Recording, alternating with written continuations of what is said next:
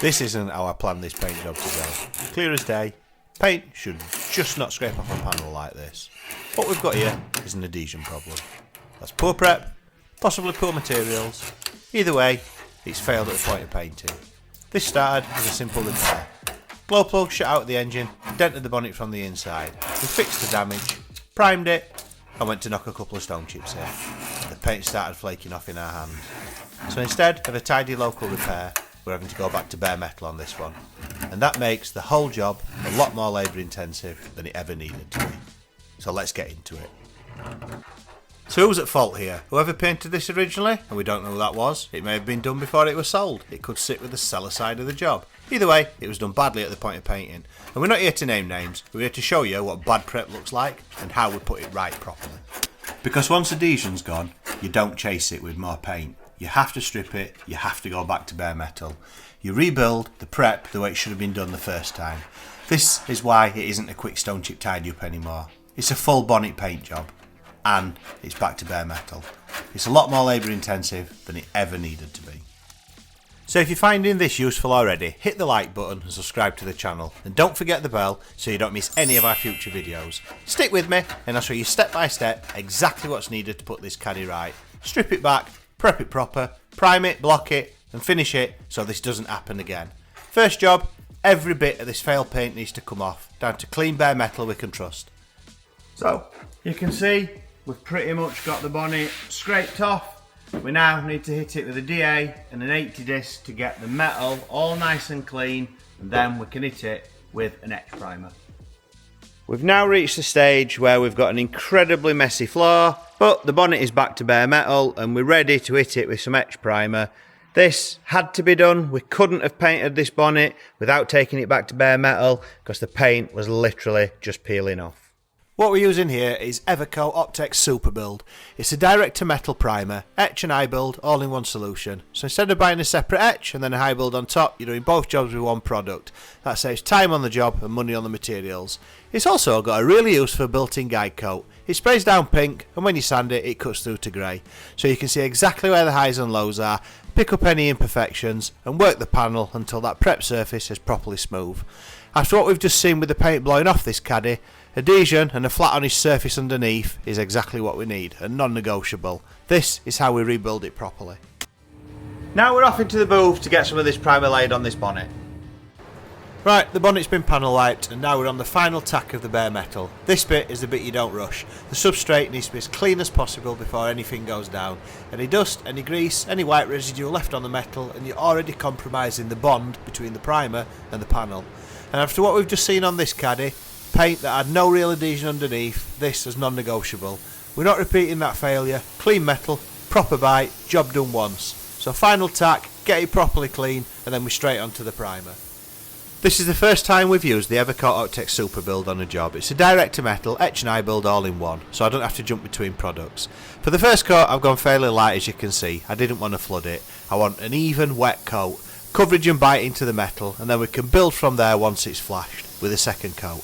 And yes, filming with one hand while priming with the other is a task in itself. This can be a little bit fiddly when you're trying to keep the camera steady and actually pointed where the gun is and be consistent at the same time.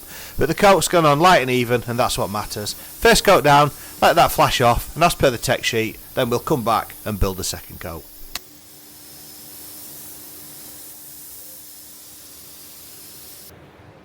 So here we have the second coat of primer going on. On this pass I've gone a little bit wetter on the side with the repair. That's deliberate. I want enough build over that repair so when we block it back we're not breaking through to metal. You'd rather sand off a bit of high build primer than chase any shiny breakthrough halfway through flatting. The rest of the bonnet is still even and controlled but the repair gets a little bit of extra film build and that's where the high build earns its keep. Then we went wet with a final third coat over the whole panel. That last coat is what lays down flat and smooth, fills the texture, levels the surface and leaves us with a nice even prime bonnet we can flat back properly and get ready for paint. So 3 coats, light first coat for bite, heavier over the repair for build on the second coat and a wet third coat for a full, high build, smooth, flat surface. Once this cures, we'll block it back. It's already got the inbuilt guide coat. We'll flat through that, get it back to a nice grey smooth surface and then we'll have it paint ready. You can see here on the final coat I am going slower, and I'm running about a 50% overlap on every pass, and that's deliberate. Slower gun speed and a proper overlap lays down more product in a more even film.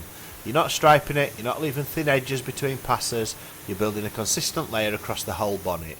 More build where you need it and a smoother finish straight off the gun, and that matters for the next stage. The smoother this primer goes on now, the less work it is when we come to flat it back and get it ready for paint.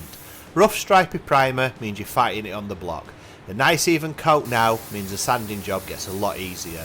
Do the work with the gun and save time with your sandpaper.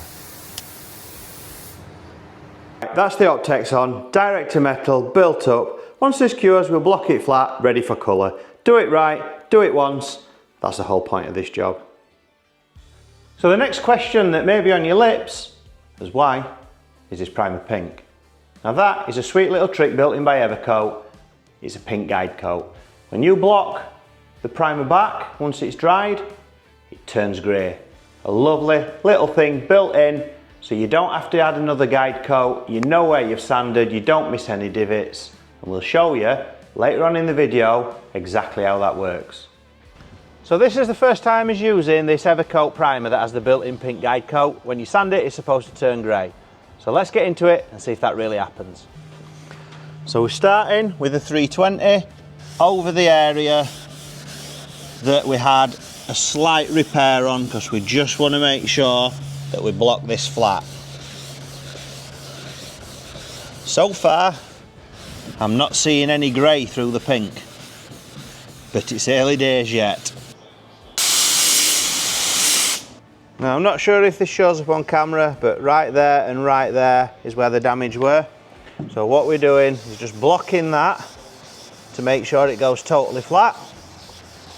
The primer itself has had a couple of days to go off and really go hard.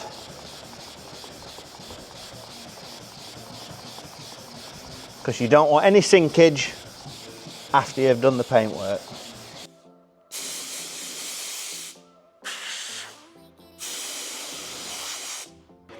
Now obviously we've put 320 scratches where we've blocked over the damage, so we're just going to put a bit of guide coat on just to make sure that when we go over it with 500 we're all good.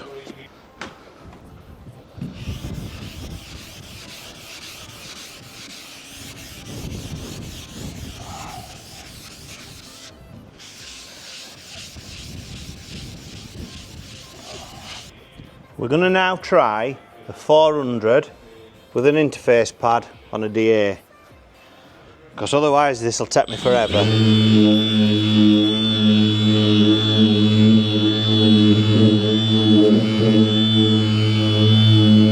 One eternity later. We've sanded the centre part of the bonnet, which is looking grey now. I don't know if you can see it on camera, but the two edge bits down that side and down the other side we haven't done yet, and they're still pink. Let's see if we can show you. There is a pink tint to it and the rest is grey. So the guide coat part of the claim we're good with. What I will say is this primer claims to be easy sand. I would say it's far from easy sand. I hit it with 500, the 500 didn't touch it. Normally with my primer I 500 it before base coat. I'm going to have to go over this. I've done it with 320 to cut it back, which is fine, but I need to go over it again then with 500 just to make sure that we've got fine sanding lines so that they don't show up in the base coat. But it's definitely not easy sand like it claims. So we started with 500 on the DA and it hardly cut it at all. You were just polishing the top off it and not really knocking any build down. So we stepped it back to 320 on the DA and actually levelled it properly. That's what's finally taken it down flat without fighting the panel for hours. We've now got a guide coat on, which is the black dust one out of a tin. Rub that all over it so we can hit it with 500 and get it finally ready for paint. So I'll hit this with a 500 on the Milwaukee DA and we'll see what happens.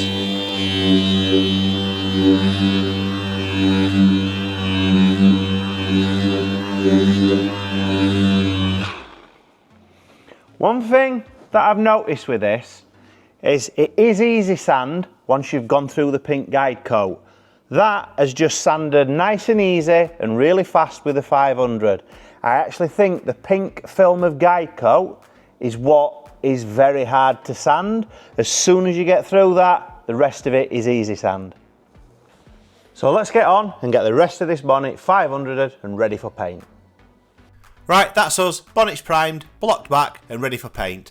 Don't forget to tune in for the next video. It'll land in the next 2 to 3 days. That's colour, clear and the end results on this Caddy. Subscribe and hit the bell so you don't miss it. And while you're waiting, what do you think of the Evercoat Optex Super Build primer? Direct to metal etch and I build in one. On paper it's a winner, saves 2 separate materials, saves time and money. Does run a slightly different process though. You have to go 320 before the 500 to cut through that pink guide coat. 400, 500, barely touched it. Once I figured that out, I realised it's a top time-saving product. Drop your thoughts in the comments. And the big one, the original paint job. Do you blame the van builder, the original painter, or do you put it down to just one of those things? I really want to hear where you lay the blame and what corners you think got cut for the paint to scrape off like that. Right, team the van builder, team the original painter, or team it's one of those things. Drop your answer in the comments. Hopefully this one starts a good debate and we'll see which side wins. If this has helped, hit the like button and subscribe. It really helps us keep making these videos. And remember, do it right, do it once, and we'll see you in the next one when this Caddy gets its colour.